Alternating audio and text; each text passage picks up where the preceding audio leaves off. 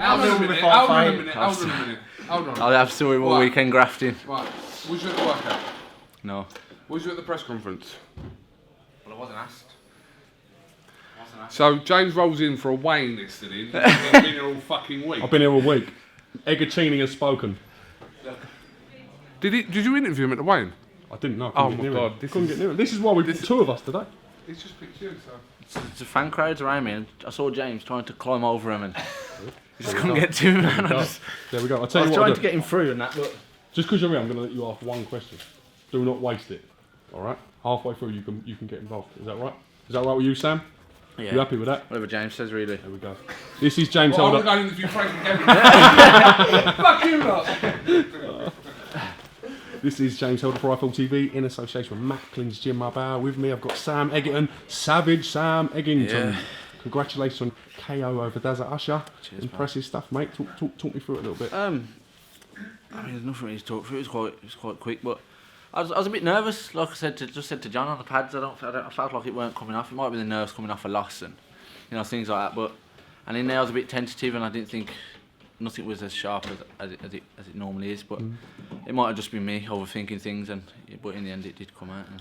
Did you feel on the back of this you needed a big performance? The fact that you felt a little bit complacent last time out against I think Bradley so. Skeet? Yeah, I think so. I think a lot of people probably thought I was going to take this quite lightly. But if you ask John and the coaches and the people that train in the gym, I took it serious. Like I was up and down the country sparring, and I was doing everything I could to make sure that this performance, even if it went to 6 rounds, it would have been a good 6 rounds. Testament to yourself as well, obviously coming back off a tough defeat against Bradley Skeet and losing what you've worked hard to get to at that point must have been a hard bit to deal with. Sickening, mate. It was sickening. I mean, I'm not gonna slag Bradley Skeet off. He come into Birmingham, on a matchroom show, and he done the business, and he went on champion. I was gutted, but it is what it is, and it's boxing, and if it comes round again, I'd take it in a heartbeat. I'm pretty sure he would if it had to happen, but. If it comes again, then I'd love that fight again. But I'm not gonna call him out because he's done what he's had to do, and he's on the move. So you said good comeback for yourself, good win, good performance. Now all eyes are looking at yourself, Frankie Gavin in Birmingham. Yep. Potential big clash for both of you guys. How do you feel about that one? If it comes, it comes. I mean, I've been happy to fight him twice before, I think it was, so, and it didn't come off. But if it comes, it comes. I'm happy. I mean, I don't feel any way about anything. It's all a payday for me. If I fight Frankie in Birmingham, then it's Frankie. If it's anyone else, then it's anyone else. It means nothing to me as long as I'm earning a bit of dough for my family, and I'm staying active. So. Looking at your record, I know you joined John Pegg's gym to want to go on the road, and you know how tough you are, and that is where you wanted to go. But your first fight, you fought against a 3-0 kid in Cardiff, again on the road. Your second fight on the road, and you stopped both of them kids, didn't you? I didn't stop them, but I beat them both. Yeah. You beat both of them kids, didn't you? Yeah. But like I say, I come to go on the road. So the trip to Wales was, I was the away fight. I was happy to go up and lose, I suppose. But I went up and I lost the first round. And John asked me after the first round. He said, "Look, are you okay?" I said, "No." "No, I'm not. I was thinking of any excuse to get out. Honestly, I was fucked, but." Luckily enough, was it just your legs had gone? I was just knackered. I was just knackered. I'd never done 3-minute rounds. I'd only done that junior seasons as an amateur. I just turned pro straight away, and I was just knackered. And luckily enough, I won the next 3 rounds, and I won my debut away. So it went tits up from there. Really. Let's just put this into perspective a little bit. On your third fight, you sold 14 tickets. Yeah. 14 tickets for your third professional fight. Yeah. You know what I mean? And John pulling out the little bit of hair that he's got. Must have been absolutely going mental. Yeah, but then from that level to then work your way up to selling 1,000 tickets and more, in itself is a fantastic achievement. Yeah, I mean, like I say, the fan base has grew, and obviously I'm from Smethwick and Birmingham. You're from where, sorry? I'm from Smethwick and I didn't think that was an actual word. Smethwick. Yeah. And it's like near Birmingham, so I get like the fans from Birmingham, and obviously I live in Stourbridge now, so. With my missus and the kids, so I get that side of the ticket base. So people come from everywhere, Kidderminster, and it's all good, and the fan base is growing, and they're quite loyal, and they all have tickets. Do you think that defeat you'll learn and encourage yourself not to be in that situation again? Do you think it will Yeah, help you with your 100%. mentality sort of going forward? Yeah, I think if you ask the coaches, they'll tell you that, because I trained hard for the skeet fight. I was fit as a fiddle. I was 12 rounds, 15 rounds fit. I was, I could have done it, but I think walking into the fight, I just thought it'd happen. I just thought that I was going to come into the fight, and even when they was telling me I was dropping rounds, I just kind of sat back in the corner and I thought, look, it'll happen.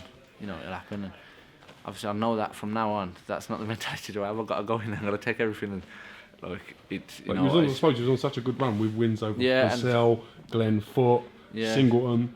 It probably put you in a position where you thought you was a little bit invincible with it. Obviously, we won the purse bid, so it was in Birmingham, and I was walking around Birmingham like the king. And look, it just put me.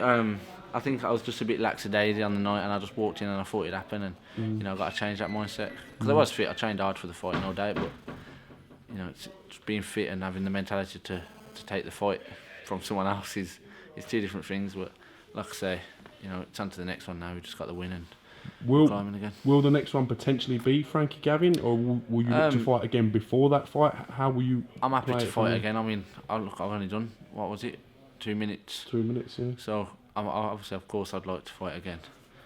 I don't know what shows are coming up or how soon they are. I know the Kell Brook show's coming, so I'm just going to throw that out there. But if I can fight again before October, then no doubt I'll get jump in. You mentioned Kell Brook. We want to talk a little bit about Kell Brook GGG. Massive opportunity for Kell Brook, and the size of the gonads on the man to step up and face someone like Golovkin. What are your thoughts on it? I think he's I think if like Kell Brook, I think any of the light middleweight champions, and everyone would have been backing Kell Brook. I know it's middleweight, and it's Golovkin of all people, so I know people are a bit eerie about it, but I think Kell Brook's is a big lad, and if you take, I presume he'll take more power up into the middleweights. Whether he'll be Golovkin's power, and to hurt Golovkin will be a different thing, but I think he'll have a good chance, a decent chance, but it's an hard fight. I don't know how you can go against Golovkin, but it's a hard fight, and I think Kell Brook's got a decent chance at doing well. You're a big welterweight. Yeah. Obviously not quite as thick as Kell Brook, but you are a big welterweight. How do you think you could handle someone at middleweight? Do you think that you would notice that it would be a big challenge? I mean, like I said, I spar like middles, and super middles. I've done a lot of 10 rounders with Cello Render, but it's different when you're getting down to the weight and then souping back up to the weight. So I think, and I know Kell Brook. People are saying Kell Brook walks around heavier than him, but it's not muscle weight. It's big weight. He likes to enjoy himself. So, and Golovkin walks around thick set and muscly, and it's different weight. But I don't know. If I had a chance to fight Golovkin for a couple £1 million, then I'd take it, no doubt. I bet. Listen, we look forward to hearing some imminent news regarding what's going on. Yeah. Good to get you back on the channel. It's been a little while since we've had a proper chat. And we'll catch you again soon. Thank you very much. James. Cheers.